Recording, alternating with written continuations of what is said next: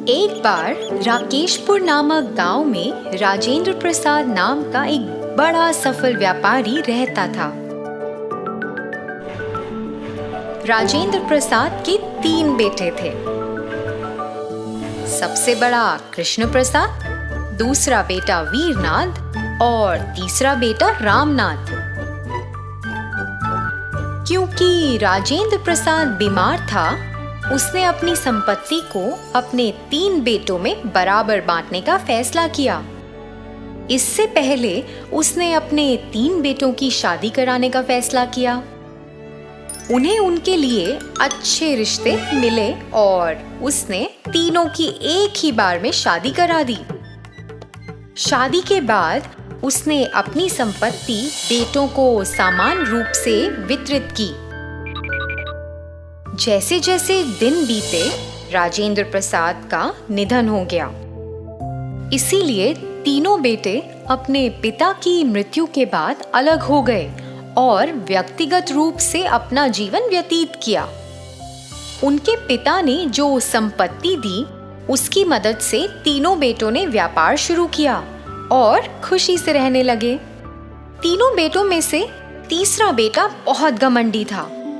क्योंकि वे बड़े व्यापारी राजेंद्र प्रसाद का पुत्र था और उसे एक सुंदर पत्नी मिली थी और उसके नाम पर जमीनें भी थी, वो सभी के साथ लापरवाही बरतता था। एक दिन राकेशपुर गांव के मुखिया, जो कि रामनाथ के बड़े भाई कृष्ण प्रसाद थे, उसके पास आए। रामनाथ, क्या हाल है तुम्हारे? कैसा चल रहा है तुम्हारा नया जीवन? अच्छा है भैया, आप यहाँ कैसे?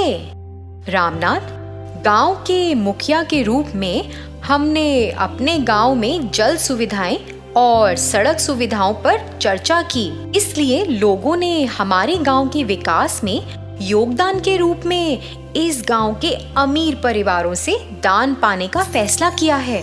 उन लोगों की ओर से मैं गांव के प्रधान के रूप में तुम्हारे पास आया हूँ। हाँ, तो अब मैं क्या करूँ? आप चाहते हैं कि मैं आपके पास दान करूँ? असंभव। क्या? पर ऐसा क्यों?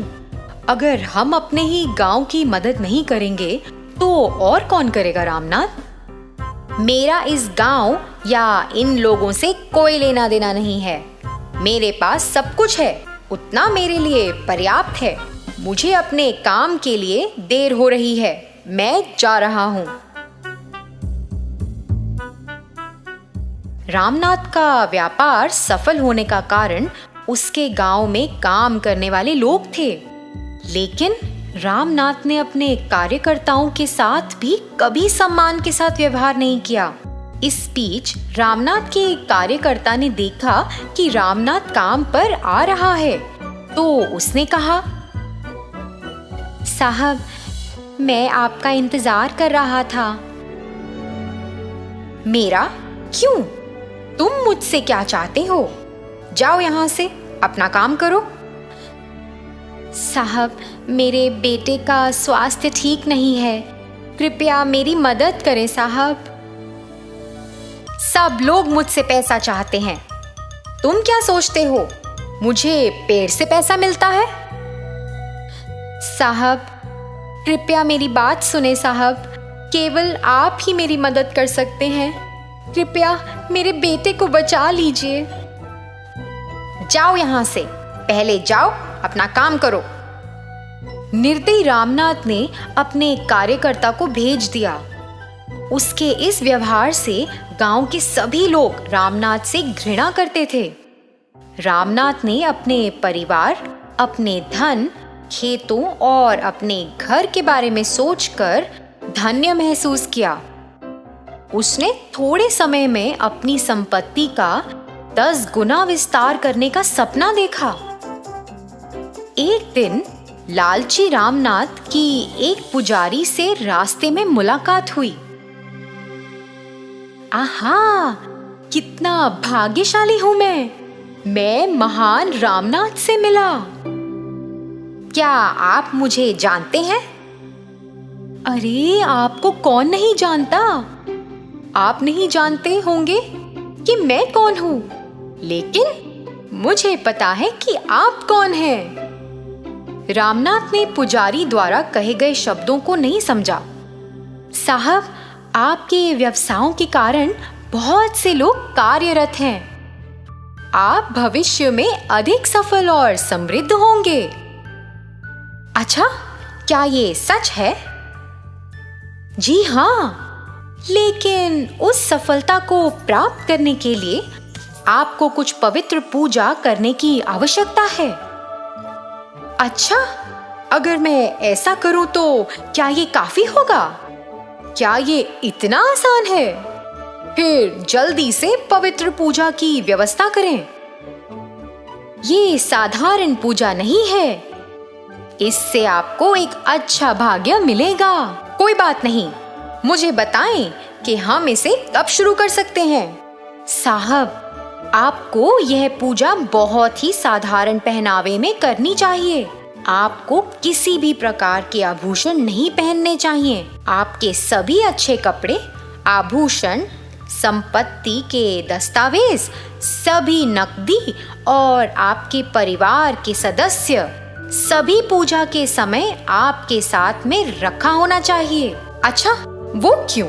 क्योंकि आप एक चांदी के चम्मच के साथ पैदा हुए हैं और एक भाग्य में उभरे हैं। तो आप जिस धन के साथ पैदा हुए हैं वह आपके जीवन में बराबर हिस्सा है। मूर्ख रामनाथ जानता नहीं था कि वह क्या कर रहा है। उसका एकमात्र हित अधिक से अधिक धन प्राप्त करना था। उसने अपनी पत्नी को पूजा के बारे में बताया और उसने ऐसा ना करने पर जोर दिया, लेकिन रामनाथ ने उसकी बात नहीं मानी और पुजारी के कहे अनुसार सब कुछ तैयार हो गया। उसने अपना सारा धन, सोना, चांदी, महंगे कपड़े, संपत्ति के दस्तावेज सहित अपने पास रख लिया और अपनी पत्नी के साथ पूजा में बैठ गया। श्री रामनाथ, आप और आपकी पत्नी कृपया अपनी आंखें बंद करें और भगवान से प्रार्थना करें कि आप वास्तव में क्या चाहते हैं। मैं मंत्रों का जाप करूंगा। कृपया अपने हाथ जोड़ें और प्रार्थना शुरू करें। रामनाथ और उसकी पत्नी ने अपनी आंखें बंद कर लीं और पुजारी के कहे अनुसार प्रार्थना करने लगे। जल्द ही पुजारी ने धीरे धीरे अपनी आंखें खोली और अपने आदमियों को इशारों से रामनाथ की सभी चीजों को उठाने के लिए कहा। जैसा कि पुजारी ने कहा, उन लोगों ने सभी चीजों को हड़प लिया और चले गए। थोड़ी देर के बाद पुजारी की आवाज आनी बंद हो गई। इसलिए रामनाथ की पत्नी ने अपनी आंखें खोली और महसूस किया कि वहां कोई भी नहीं है। यहाँ तक कि उनकी सारी संपत्ति भी गायब हो गई। हे भगवान, ये क्या हो गया? वह जोर से चिल्लाई। रामनाथ ने अपनी आंखें खोली और देखा कि उन्हें पुजारी और उसके आदमियों ने धोखा दिया है।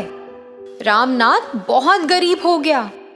उसके पास घर और कुछ भी खाने के लिए नहीं था और वह मदद के लिए अपने भाई कृष्ण प्रसाद के पास पहुंचा।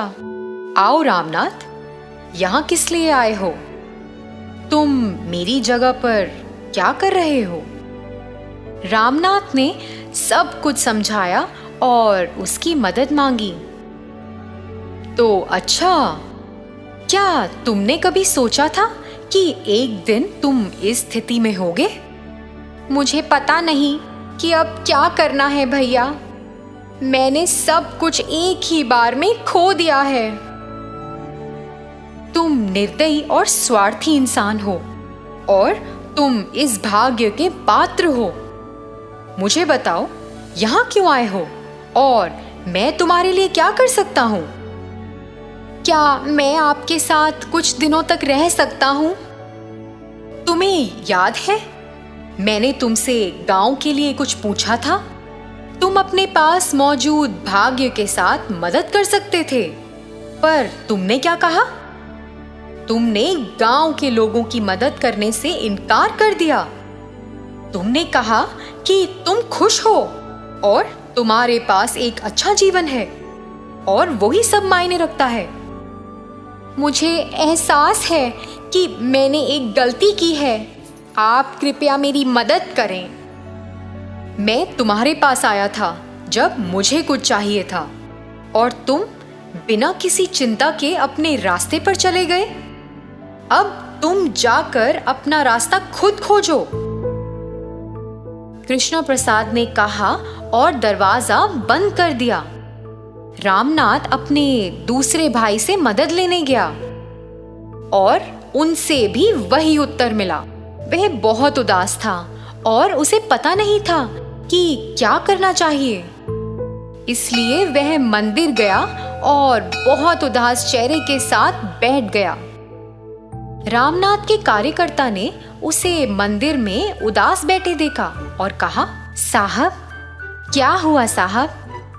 रामनाथ की पत्नी ने उनके साथ हुई हर बात बताई। वीरैया मालिक की स्थिति के लिए बहुत बुरा महसूस कर रहा था और उसे अपने घर ले गया, उसे खाना खिलाया और उसे अपने घर में रहने का प्रस्ताव रखा।